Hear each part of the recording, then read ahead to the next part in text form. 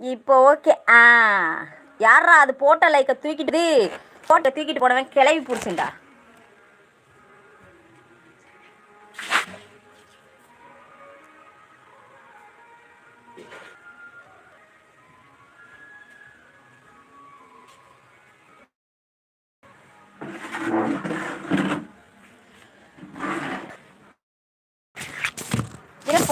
போட்ட லைக்கை தூக்கிட்டு போனா அது நல்ல கிழகா.